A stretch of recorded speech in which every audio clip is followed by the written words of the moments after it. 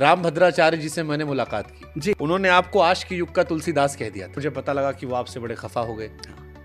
उनको अधिकार है खफा होने का, क्योंकि जो जिम्मेदारियां मुझ पर डाली थी मैं उन जिम्मेदारियों पे खरा नहीं उतरा, मुझसे भूल। रामभद्राचार्य जी से मैंने मुलाकात की जी, बड़ा मैंने लाड देखा होगा। लाड प्यार दिया मुझे उन्होंने आपको आज के युग का तुलसीदास कह दिया था। हाँ।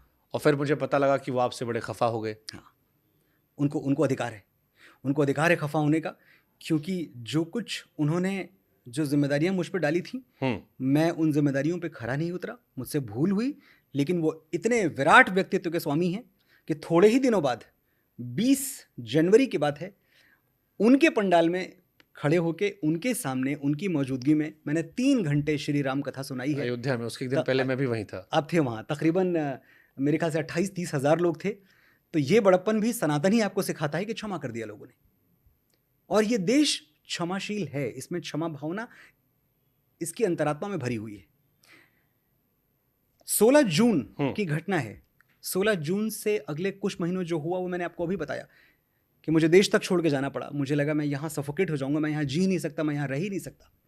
लेकिन यही देश दशहरा आते आते गली कूचे में मेरे गाने बज रहे थे। दिवाली आते आते ऐसा कोई मंदिर नहीं था जहाँ के मेरे लिखे हुए श्री राम के गीत न चल रहे हों, ना बज रहे हों।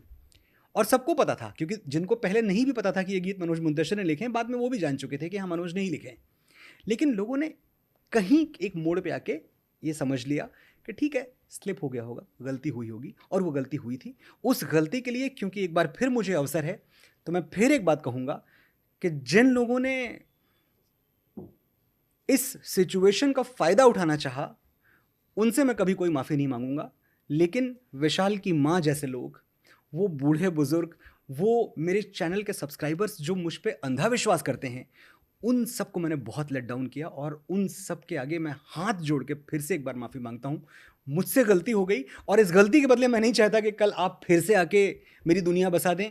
मेरी दुनिया जैसी है ठीक ही है। ये जो डाउनफॉल एक टर्म दिया गया है, एक्चुअली ये डाउनफॉल ये मीडिया का दिया हुआ टर्म है, ऐसा कोई डाउनफॉल है नहीं।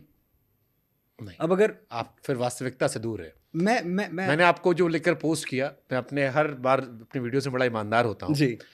मैंने गडकरी जी को भी बात की थी और मैं आपको भी कह रहा हूँ जी कि मैंने वो भी दौर देखा है जब मुझे लोगों ने कमेंट सेक्शन में भर भर के पोस्ट किया है कि मनोज जी को बुलाइए। हाँ। और आपको मैंने टैग भी किया था, आपने मुझे जवाब भी दिया था, हालांकि आप आए नहीं थे उस वक्त। और मैंने वो भी दौर देखा है जब मैंने आपको लेके पोस्ट किया तो लोगों ने कहा कि मनोज जी को क्यों बुला रहे हो, अच्छा खासा आपका चैनल चल रहा है, आप पर भी दाग आएंगे। ये चीज़ें जो है लोगों में कई बार कहते हैं ना सर, वो दिल में घर कर जाती हैं कुछ चीज़ें। जैसे विशाल की माँ के घर कर गई। आपने बहुत अच्छे गाने लिखे, आपके गाने अभी भी चल रहे हैं।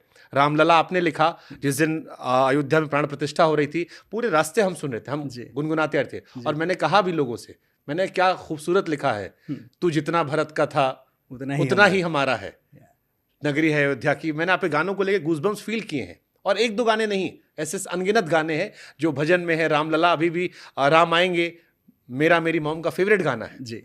मैंने उसको अपने अनगिनत वीडियोस में, रील्स में उसको बैकग्राउंड की म्यूजिक के तौर पर यूज किया है। लेकिन उस एक को लेकर इतना डेंट रहा कि बाकी चीजें जो थी, जो बहुत बड़ी होनी चाहिए थी, वो छिपती चली गई। देखिए, ये जो कुछ भी हुआ, पहली चीज तो ये फिर से समझ ली जाए, मैं ये अंडरलाइन करके बोल्ड और इटैलिक्स में बोल रहा हूं कि सारी गलती मेरी थी, सारी गलती। और ये गलती क्या थी, वन फाइनल टाइम मैं इतना लोगों को, क्योंकि मेरे अपने हैं ना ये लोग जो मुझसे नाराज हैं मेरे अपने हैं, और मेरे अपने हैं तो मतलब इनसे मेरा संवाद होगा, ये मेरी भी सुनेंगे।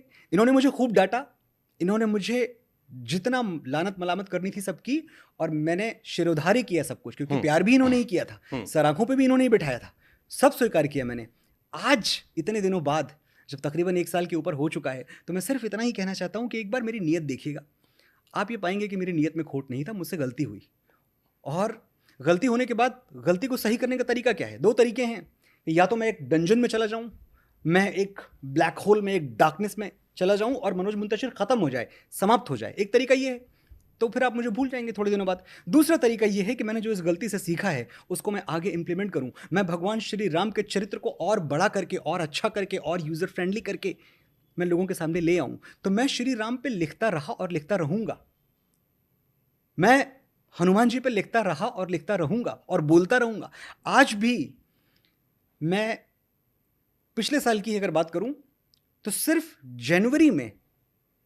जनवरी इस साल का मैंने इस देश के 9 से 10 शहरों में रामकथाएं सुनाई लोगों को, और लोगों के सुनने वालों की जो तादाद थी वो कभी 25,000, कभी 30,000, अगर ऑडिटोरियम में भी हैं तो 3,000, 4,000। इस तरह की भीड़ को मैंने रामकथाएं सुनाई, लोगों ने मुझसे फिर भी सुनी। तो मैं सिर्फ इतना कहना चाहता हूं कि ये देश क्षमाशील है,